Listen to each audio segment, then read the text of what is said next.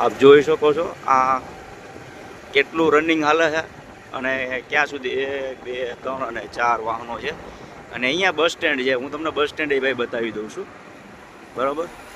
કેમ કે આ બસ સ્ટેન્ડ છે ને એ સ્પેશિયલ અદાણી કંપનીના જે આ ઓલા હોય ને પવનચક્કીના પોલ ઊભા કરવા માટેના, આ એના માટેનું છે.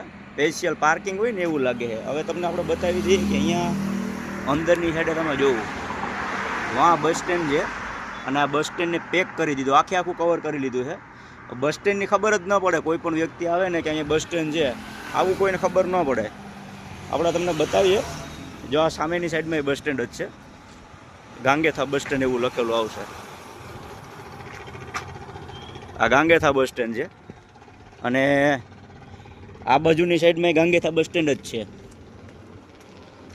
આ ગાંગેથા બસ સ્ટેન્ડ છે. હવે આ ગાંગેથા બસ સ્ટેન્ડ છે ને એ અદાણી કંપનીના જે કોન્ટ્રાક્ટરોએ કામ રાખ્યા હોય ને એને પોતાની પર્સનલ પ્રોપર્ટી હોય ને એવું લાગે છે.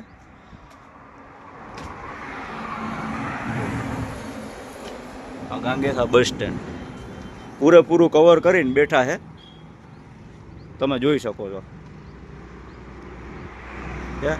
છેટ વાંચી લઈ અને સામેના વળાંક સુધી ઓછામાં ઓછી 600 કે 700 મીટરની 500 મીટરની આજુબાજુનો જે ગાળો છે ને એ આ કંપનીના અત્યારે વાહનો રોકાણ કરીને બેઠા છે. એટલે આના ઉપર કોઈ પ્રકારની કાયદેસરની કાર્યવાહી લેશે અધિકારીઓ કે નહીં લે, કેમ કે આ નેશનલ હાઈવેમાં પણ આવે છે. એટલે નેશનલ હાઈવેના અધિકારીઓએ આમાં ધ્યાન દેવું જોઈએ. અને નેશનલ હાઈવેની જે પ્રોપર્ટી છે તો સ્પેશિયલ શું આ અદાણી કંપનીના જે પ્રાઇવેટ કોલ લઈને જતા વાહનો છે આ એના માટે પાર્કિંગ બનાવ્યું છે.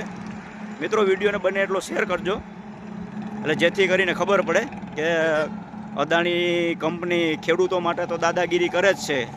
અને અત્યારે તમે જોઈ શકો છો કે એક જે પિકઅપ સ્ટેન્ડ એટલે કે બસ સ્ટેન્ડ જ્યાં છે આ બસ સ્ટેન્ડનો મિત્રો ઉપયોગ કરે છે. અને કોઈ પણ પ્રકારની કાયદા કાનૂનની બીક વગર ઘણી વખત અવારનવાર અહીંયા આવી રીતના સાધનો ઊભા રાખી દેવામાં આવે છે. એટલે આપણે આ વિડીયો બનાવ્યો છે. બને એટલો વિડીયો શેર કરજો મિત્રો. અને આની ઉપર કાયદેસરની કાર્યવાહી થવી જોઈએ.